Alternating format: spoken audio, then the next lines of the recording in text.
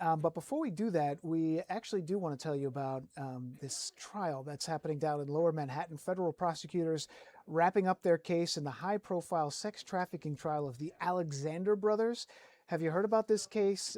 Prosecutors arguing the wealthy real estate trio used their money and status to lure, drug, and sexually assault women over more than 10 years, a decade. We want to bring in Lauren Conlin, who is the East Coast correspondent with LA Mag. So good to see you again, Lauren.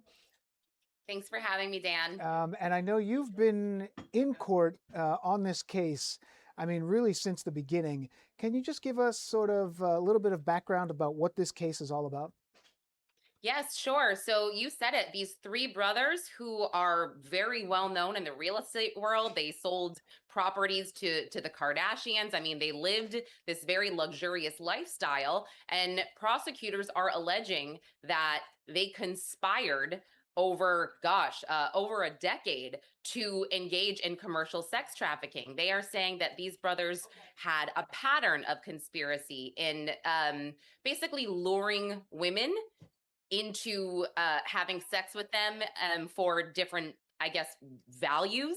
And this is where I think it gets a little bit confusing here. Hmm. And I do think this trial is very pivotal because, as you know, Dan, Sean Combs, he was not convicted on the sex trafficking count. So in order to be convicted for sex trafficking, you have to prove that, Combs, for example, or the brothers, they used force, fraud, or coercion to lure these women into these commercial sex acts. So their defense at this point, we had closing statements yesterday.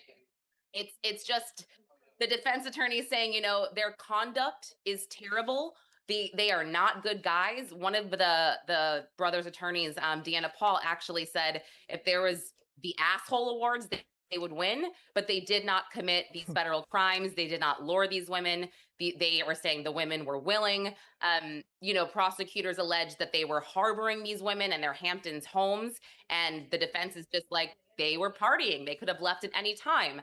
So it's definitely been a very emotional last 6 7 weeks, but I do think that the jury is going to have a hard time deliberating based on what the judge will tell them about these charges and about the law.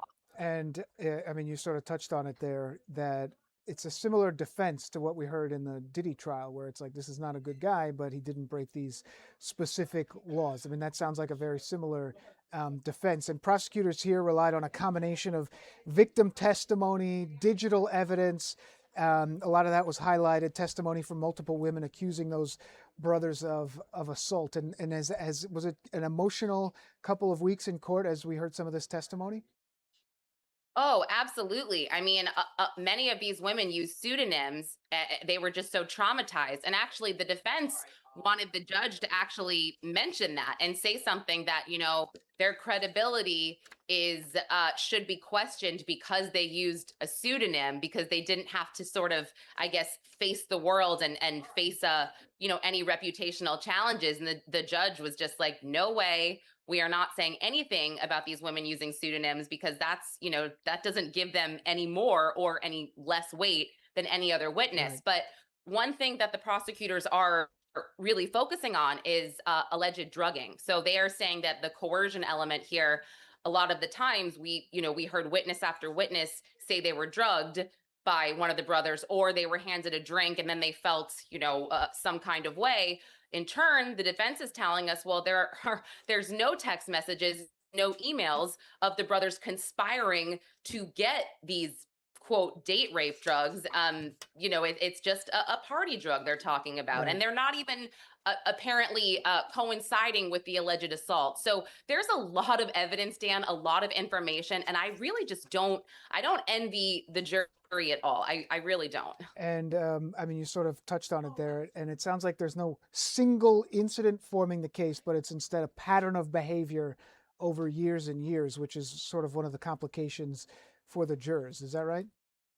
Yes, I mean, it's tough because you hear these women all alleging the same thing for decades. It's tough to ignore.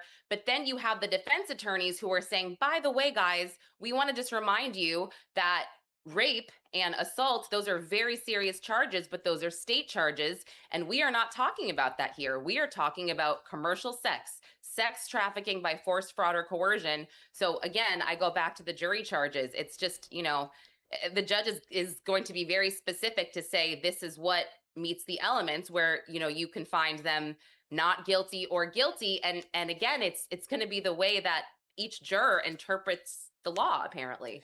And just sort of wrapping up the case, part of a growing number of federal prosecutions targeting alleged sexual misconduct, high powerful men, nightlife, entertainment, luxury industries. I mean, you sort of heard that very similar with the Diddy trial. And just where do things stand now? The prosecution is rested, the closing arguments begin. Where do things stand now? What's going to happen next? So as of this morning, unfortunately, I couldn't make it to court, but the government was going to do their rebuttal. The three defense attorneys for the brothers, they did their closing arguments.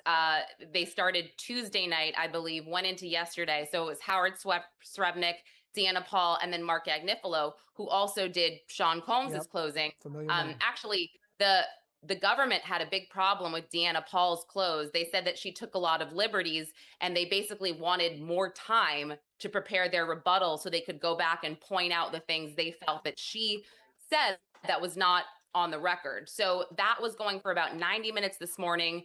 The judge was going to spend pretty much half the day issuing the charges. There was a charging conference last week that was very, very intense, very dramatic, because each side, they have very specific things they want the judge to say. So the judge is going to issue those charges for half the day. And then I'm assuming the jury, based on what was reported yesterday inside the courtroom, they'll begin deliberating most likely late afternoon. And they were asked to stay until 5:30 today. So I think that's going to be the schedule moving forward. They come in at 9, they deliberate until 5:30, and then they go home until they get a verdict. All right, Lauren Conlin, you cover pop culture, crime, and courts for LA Mag, the East Coast correspondent. Where can we find your work? Yes, lamag.com. You can find me on X, Conlin_Lauren, Instagram, Lauren Emily Conlin, and our YouTube, Los Angeles Magazine Videos. All right, Lauren, thank you very much. We appreciate the time. I'm sure it's probably going to be a long 24, 48 hours for anyone who's following this case. We appreciate it. Thanks, Dan. Have a good one.